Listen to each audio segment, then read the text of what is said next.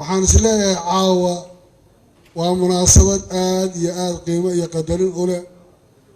meel aad u qurux badan ku taala aan rabo inaan marka hore u mahadceliyo reer Galmudug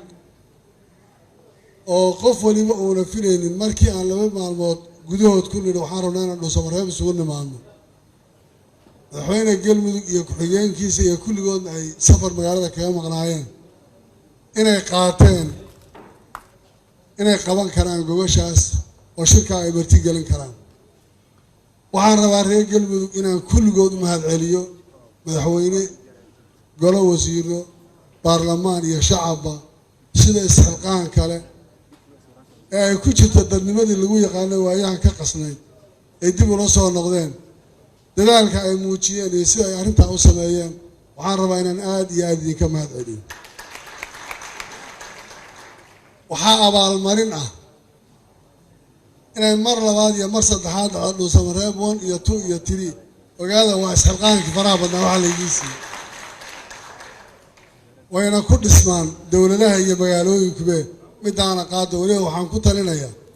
martida aad guryaha seexinaysaan intaad ka daysaan waynu islaqaanaa reer dhuusamareeb laga habeen baa hotel ku dhisi kartaana hoteelo dhista dadka xoolaha kala hadha intaa ka bacdi waxaan rabaa inaan u mahadceliyo madaxweynaha jamhuuriyadda federaalka Soomaaliya oo isagu sabab u ah sida saaxiibaday sheegeen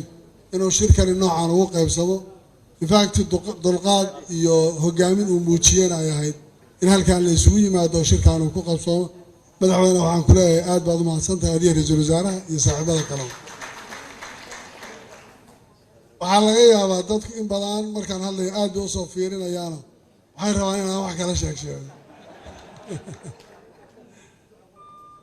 waxaan gacan geel jiray hoosta loo dhaqo hoos baan wax u dhaqnay marka waxaana weynoo hagaagsantahay insha Allah taana sidaa loo qaato waayo haddii ta guud ay hagaagto waxaad ogaataa wax kastoo gaargaari meesha uu ka baxaya marka waxaan aad ugu faraxsanahay muddadii yareedeen joognay sida hooseen u wada hadalnay iyo guud ahaan xaaladda guud ee waddanka aragtida laga wada qaatay waxaa jira waqtigaan maanta ku jirno warmurtiyeedka waxaa ku filnaa intii uu akhriyey ninkii akhriyay warmurtiyeedka Cabdinuur laakiin waqtigan waa naqaanaa oo waqtiga la kala fakado ee sifada lagu sheegay maalinta qiyaamaha oo kale ay ka dhacayso oo qof waliba uu dhinac u boodayo xildhibaanadana kuraasta aad bay u jecel yihiin meeshuu geli war looma yaqaano isdaba orod baa jira waa marka warka dadka beenta loo kala qaado waxaan ku raacsanahay saaxiibkay Siciid waraan bahasha ka wada shaqayno oo soo wada dhaweyno oo isla wada wadno oo aan garanno waddanka aan ku noolahay midka uu yahay sida uu ku badbaadi karo xaaladda uu ku jiro waxa laga bixi karo waxay tahay inaan isla qaadano asar qof waliba ha qaato aragtida ah waddankaani waa kuma xageen u soconaa maxaan ku badbaadi karaa labada qof ka ugu yar haddaad isxumaataysataan dhibaatadu way soconaysaa waxaan rabaa in la is wada cafiyo kulli wanaag la isu wada faro haddaan maanta ninaana maxaan isu qabnaa qof waliba qof kale waxa laga yaabaa inuu wax sheegto laakiin waxaa ka horeysa inaan u wada turno haddii dadku ay caloosha wax isugu qabaan dhibaato badan baa waddanka gaaraysa in la is cafiyo lagana shaqeeyo midnimadaas waddanka iyo waddankeenu inuu gaadho ka baxo meeshuu hadda joogo uu tago meesha ugu dambaysay gaarayna haddii ilaahay yidhaahdo taasina niyad furnaan isa saamixid iyo caloolfayoobi bay ku iman karaysaa waxaan intaa ku darayaa shirkani wuxuu ahaa in mar hore la isu yimaado waayo wax badan oo mar hore la qaban lahaa baa hadda dib inoogu dhammaaday oo dib u dhacay isu imaatinka iyo in wax la isla falanqeeyo wax la isla fiirfiiriya waxay saldhig u tahay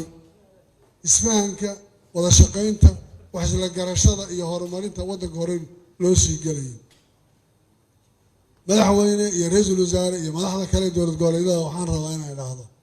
habato wada hadalku habato wada socodku kulamadu habateen si dadku haddii la kala baado warkaan arkaynana dadka aad loogu kala qaado xumaan iyo wax badan baa soo baxaya marka in mar walba la isxog og yahay oo xogaa la isu yahay waxtar badan bay leedahay shirarkan oo kalena wax badan bay ummadda lafteeda ay u yihiin waxtar waxaan aad iyo aad mar labaad iyo mar saddexaad idinkaga mahadcelinayaa kulligiin dadaalka halkan qof waliba soo xilqaamay baarlamaanka waxaan rabaa inaan u sheego waxaad garataan waddanka aan joogno iyo mas-uuliyadda idin saaran iyo xaaladda jirta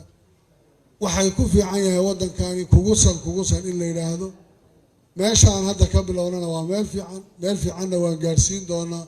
khayr badan baan idiin rajaynayaa. Assalaamu calaykum waraxmatullahi wabarakaatu.